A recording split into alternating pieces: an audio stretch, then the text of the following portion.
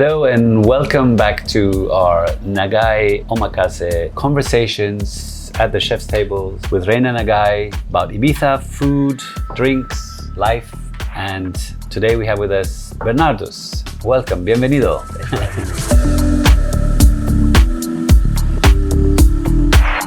It's a pleasure to have you here. The concept is to have people that have been here longer and people that have been here not so long and kind of just play with it a little bit. Yeah. So first question, what is the biggest change that you have noticed in the last 12 years since you've been coming to Ibiza? Were you coming before to Ibiza? No, I bought my first house without seeing it. And when I came, it was like, especially the port, it was quite abandoned. It was not very clean and not very nice, not very organized. I think they did a lot in Ibiza. They made it quite well, quite better now. Last 12 years, I see a lot of change and organization. But they did a lot in 10 years. Every year they changed things. They changed direction of traffic. So I think Ibiza is getting better every year. Organized. I like it. You think Ibiza is getting better every year? Fantastic. Yeah, people are so negative nowadays. They only search for the negative comments. Well, that's true. I like a lot to of see people. Things from the positive side. Fantastic. Yeah, I like your philosophy of life. Originally, what brought you to Ibiza? Why Ibiza?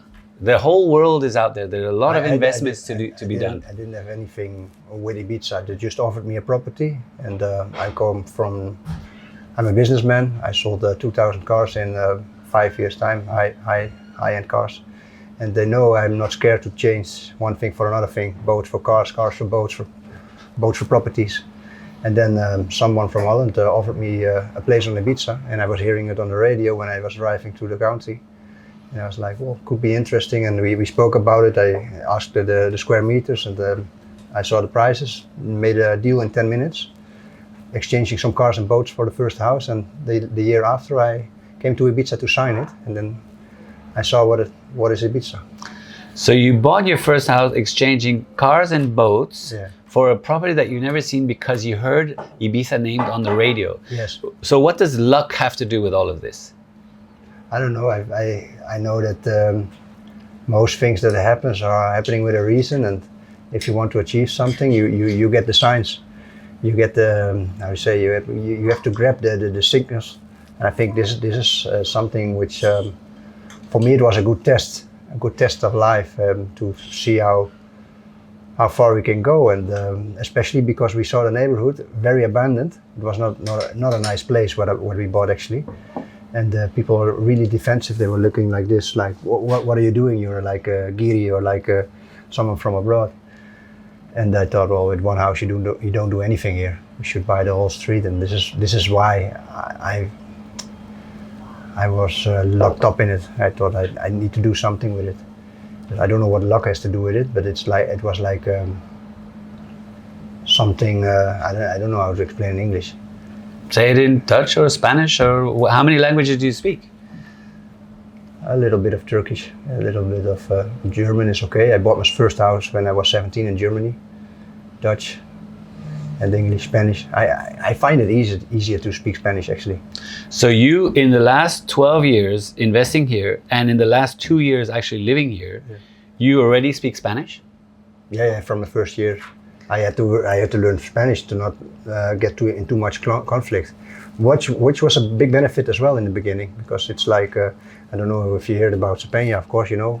So the area is, there's the port of Ibiza, there's the castle, then there's the nightlife, and then it's just above that in the gypsy quarter in the old town kind of thing, correct? Yes. Or is it's outside of the old castle, but exactly the Calle de la Virgen from there nightlife, upwards from there. So Sa Penya it's called. It's what has always been known as the gypsy quarter, where the last few years they've been cleaning up, removing the let's see, conflictive and people that are struggling to make ends meet in strange ways, which for me are not so conflictive. I think they're just people, you have to respect them, and I think if you can handle this kind of people, it's a great asset to achieve things in difficult areas like this. Exactly. So you're coming into a conflictive area and you're learning to speak the language, and you're understanding them, and you're treating them like humans, not like people that are occupying the space. Exactly. Okay. Exactly. Because in Spain there's this law called ocupas, right? What do you understand by this law? What does it really mean? And do you think it's going to be changing? I don't understand too much of it, actually. Me neither. That's why I asked you. I have like 18 ocupas in my houses. Okay. Whole families. Well, gente conflictiva, conflictive people, which were not so conflictive for me, like I said before, because you can just speak with them and give them time and try to get a nice agreement. Sometimes you have to put consequences. How did you come to agreements with them? Speaking. This is why I had to learn Spanish. Okay, and so what do they want? How did you solve that issue? What did they want in exchange to come to an agreement? Well, I was mainly proposing what I wanted. I wanted the place, and they needed time for another place, so I gave them time. Okay. And have they found other places? Yeah, and I sometimes help with them as well. Okay, so you help them with finding the place and also with finances, or you don't? No. You bought the place that they were not the owner of? I only did it once from the 30 houses I bought in Sa Penya, because they had a buying right. Okay. So I made an agreement. You leave the option to me, and of course this has some value. Okay, so now you have bought, in the last 12 years, you bought 13 places? 30. 30? Yeah. 30? Yeah. All right, cool. So how do you make decisions? And we have a big decision to make here. We have to eat this food that Reina has prepared, and she will explain to us. So you can hold that question, you think about it, and she will explain what we're going to eat right here. There is some beautiful sake left by our previous guest, Rosa. Nice. You're a sportsman. Do you have a sip, or do you not drink at all? I only drink sometimes with some meat with my wife, but only since a few years. I don't drink alcohol normally. This is not alcohol. Okay. This is rice juice. Okay, let's try that. I'll put a little bit. You can have a sip, and we just say cheers, and we respect Rosa and Japanese culture. Good. And this is the beautiful. It's very easy to open, actually. The labeling, look, the dragon and everything, it's really, really beautiful. So normally in Japan, they pour with 2 hands to do respect. That's enough, huh? Yeah. Don't drink it all.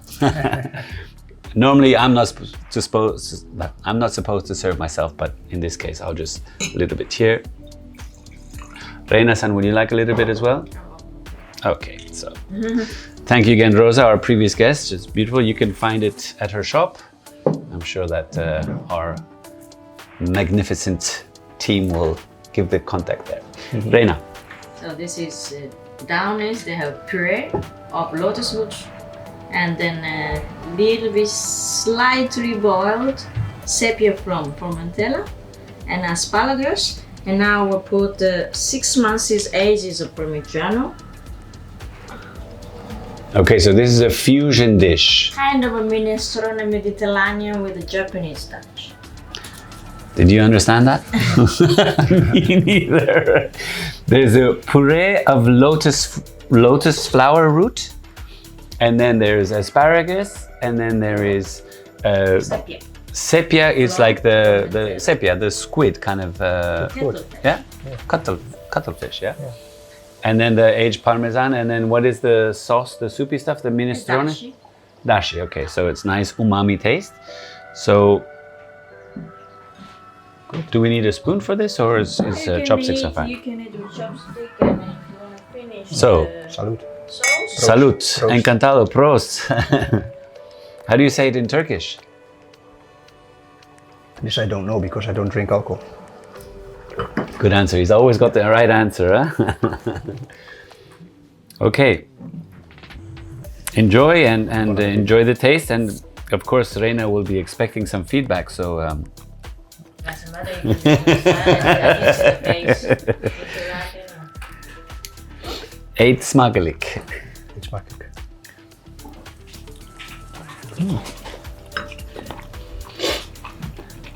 That's good. Especially if you didn't eat anything. And I didn't eat since yesterday morning. So it tastes very good. Do you do a certain type of diet or intermittent fasting or something? Sometimes we are just occupied. Just like busy, we have to get things done. and then you forget about eating, and I think it's good as well. We are so, I would say, conditioned nowadays to live in a society of consuming every day, 3 times a day, which is not normal and not healthy, I think. It's what they say, but I experienced it myself. If I don't eat 2 days, I feel sharp. I want to hunt. Oh, nice. Okay. So returning to that question, how do you make decisions? You've been buying houses since you're 17. You've probably done a lot of other things in your life. And you just come to Ibiza following kind of this like intuition. Yes. Is that? Yeah, that's right. Yeah, that's right. Yeah. I don't know where it comes from. For many people, it's like taking big risks, which I don't recommend anyone to do either if you're not sure about it, but I'm sure about what I'm doing. I feel what I'm doing, I know what I've got in my mind, what I'm visualizing, I will put to practice. Okay, so where do you feel it in your body?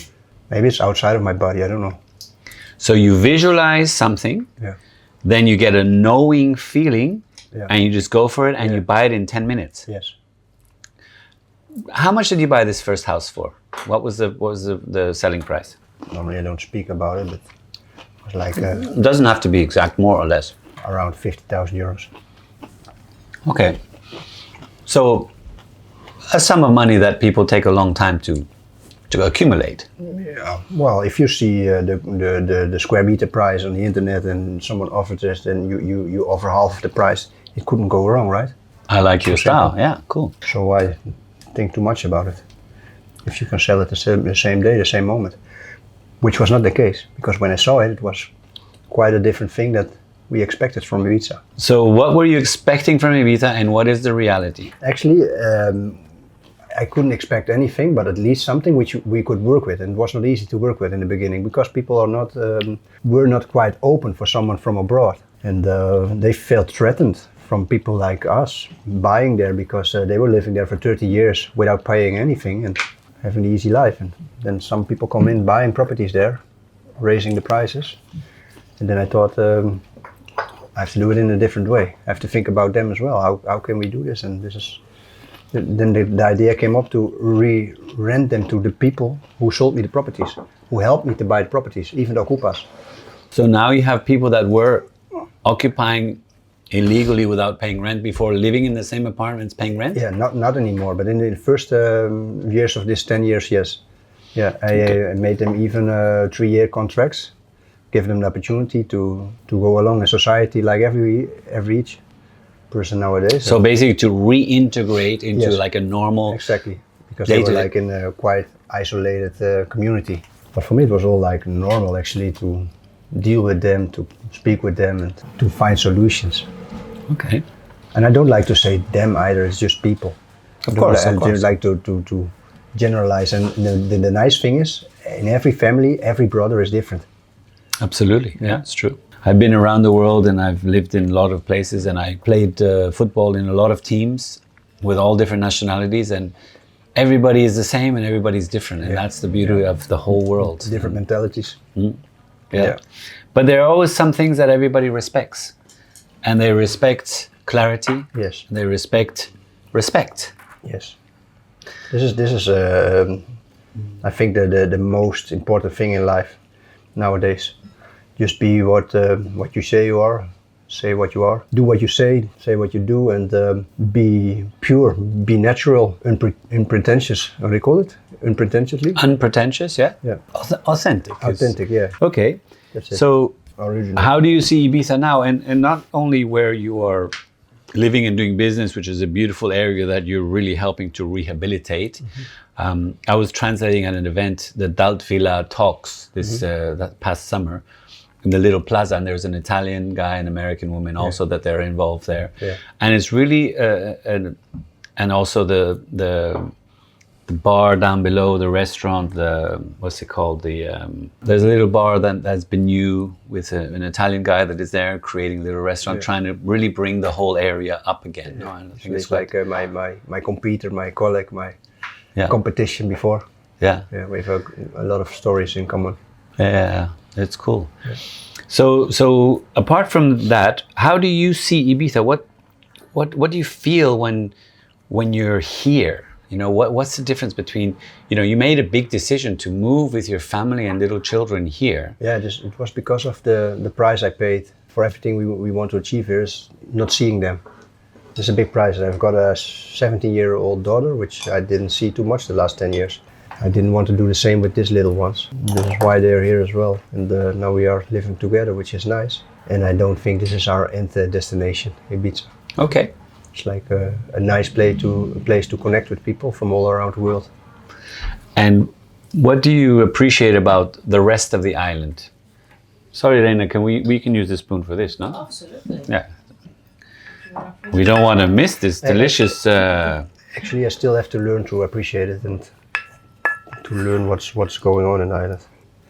I've been quite isolated in Sa Penya. So you're a man with a mission. Yes. And it's a mission that combines business, society and family. Yes. Yeah. Fantastic. Yeah. And do you have many friends on Ibiza, or have you not had the opportunity to make them yet?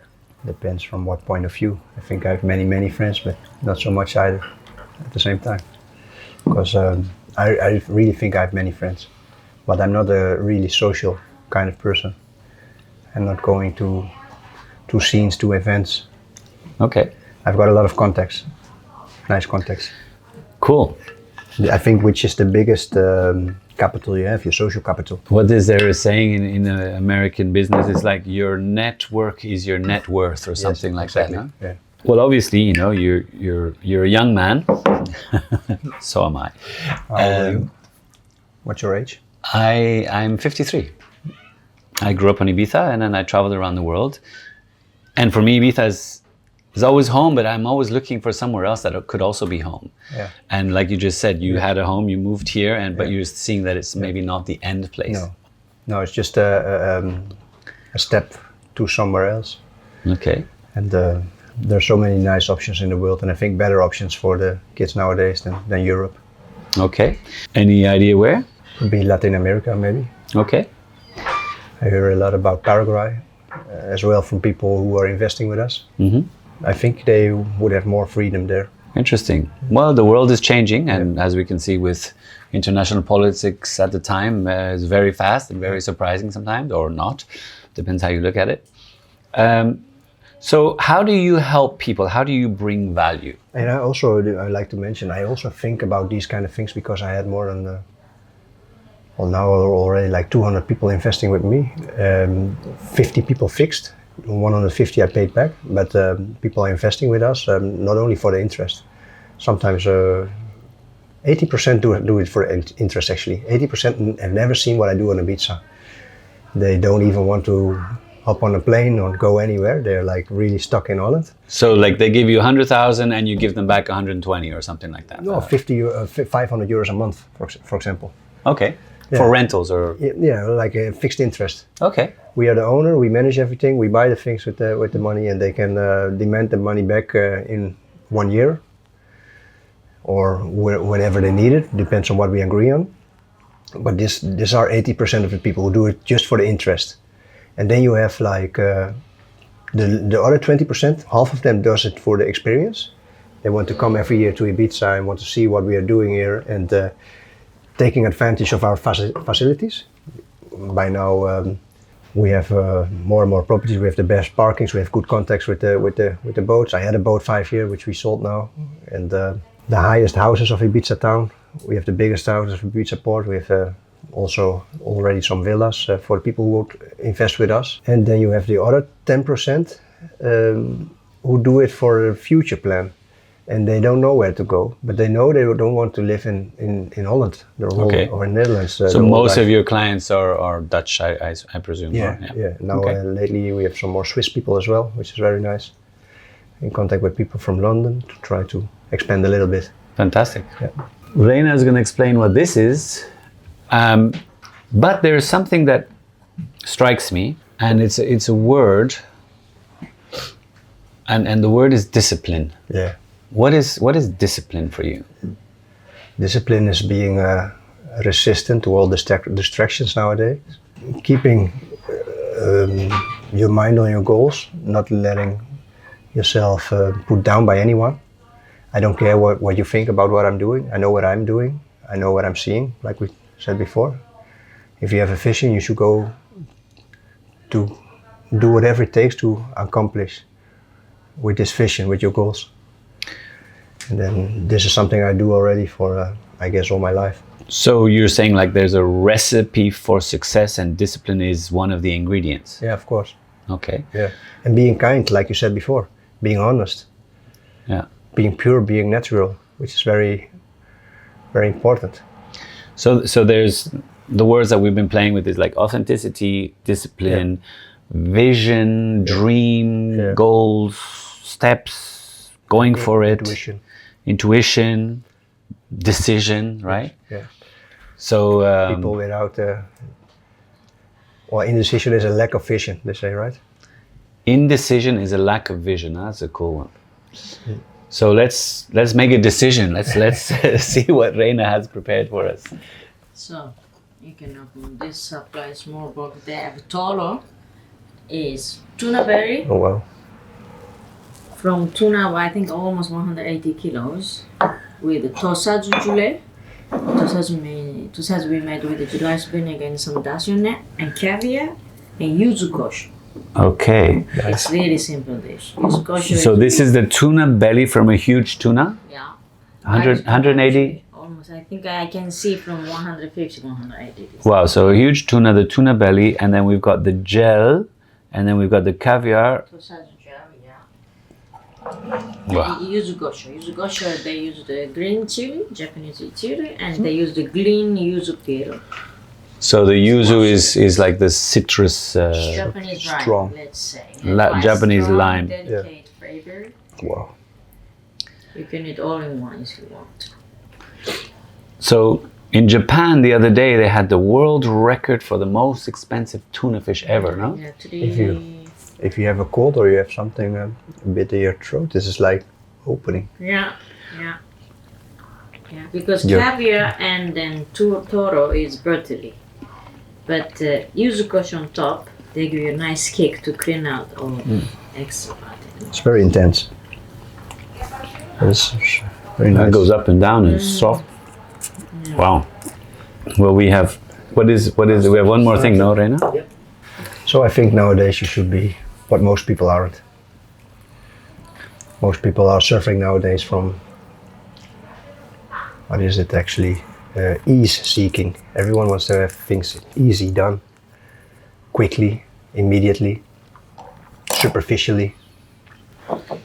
They don't go so deep anymore, which seems like to be a bit of a problem as well. People don't listen to themselves anymore. They listen to what they hear and what they see around them. So they are outside,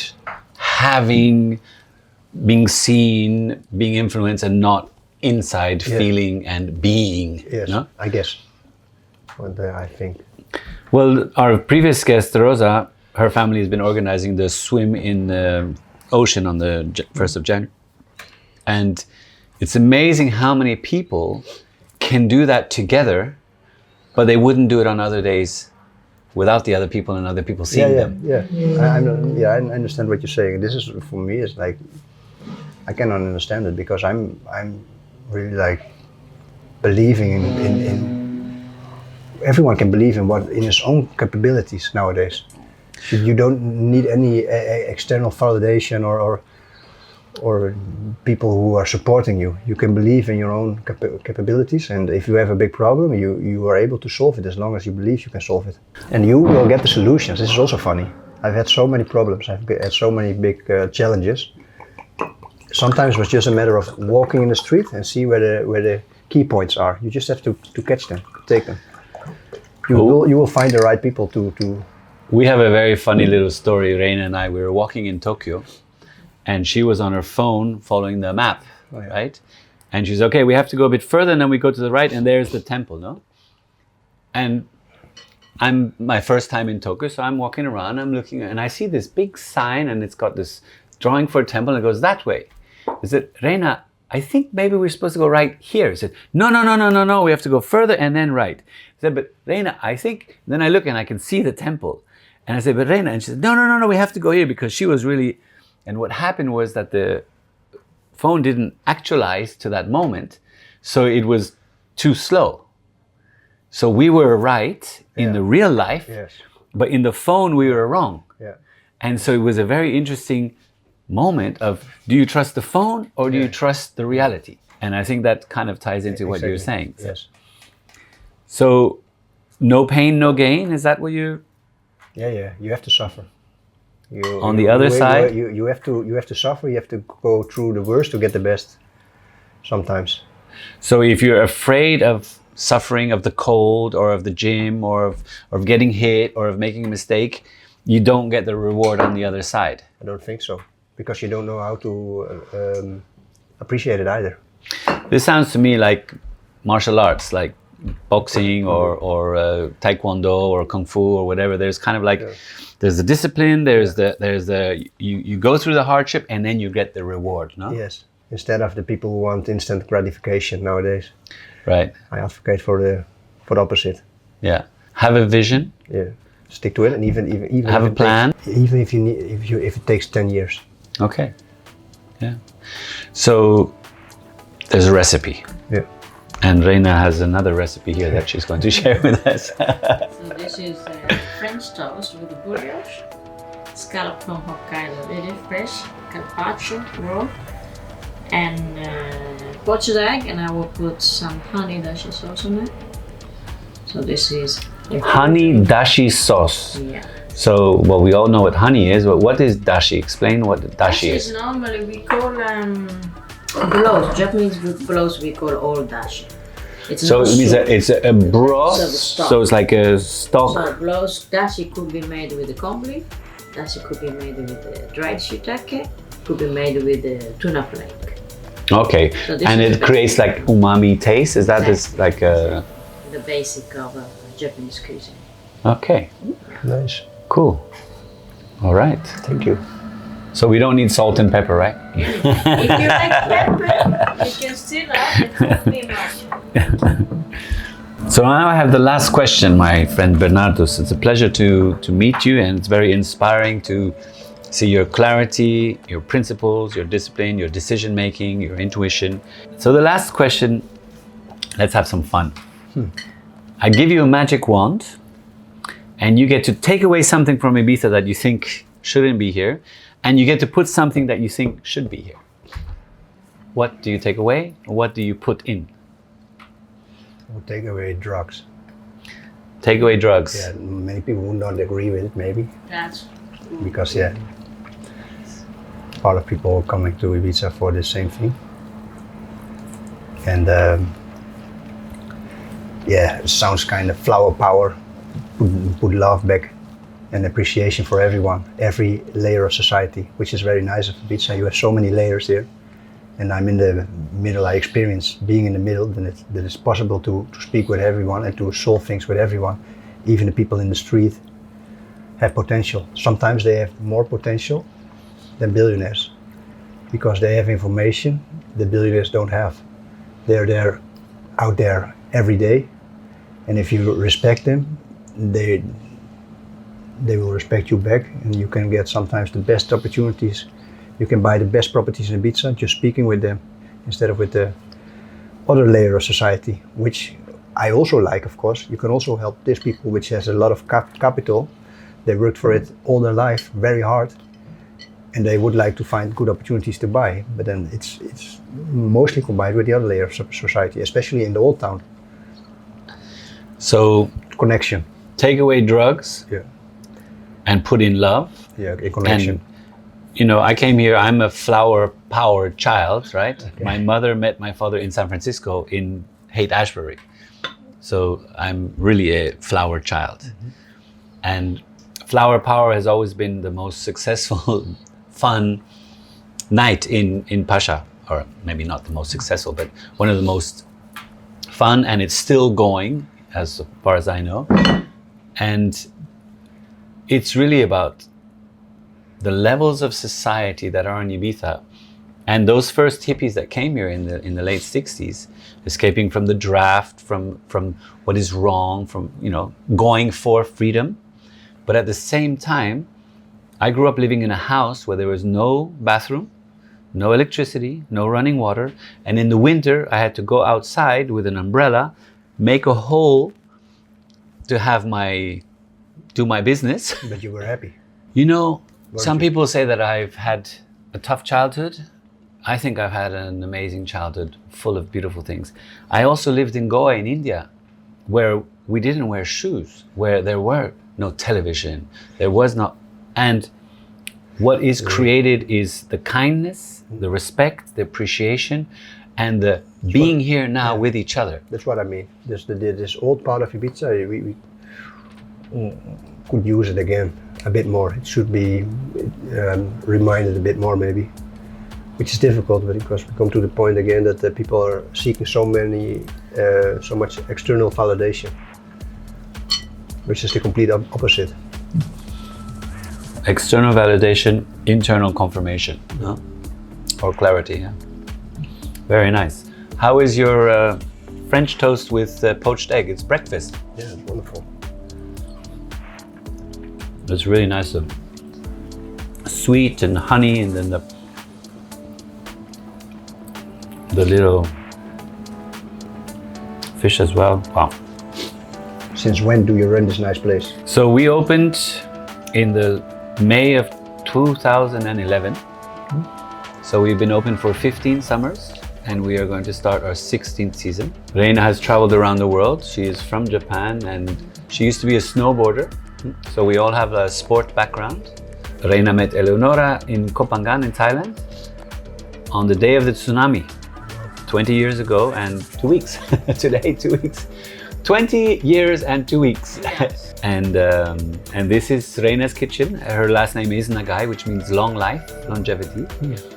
And it is based on doing little things every day, getting up and doing it with discipline, with clarity, with passion, and with magic. Thank you for coming here, and we wait for you to come for dinner with or without sake. Muchas gracias. Thank you. Thank you for having me. Nice, I like it. I like the food especially. I like the company, the conversation. A good mindset, which is most important. Good mindset, exactly. Yeah. Which is refreshing. Which is good. Good initiative and good job and good luck, man. Do you know any investors who would like to participate? Writing history with us? I think we'll talk about it off camera. Thank you.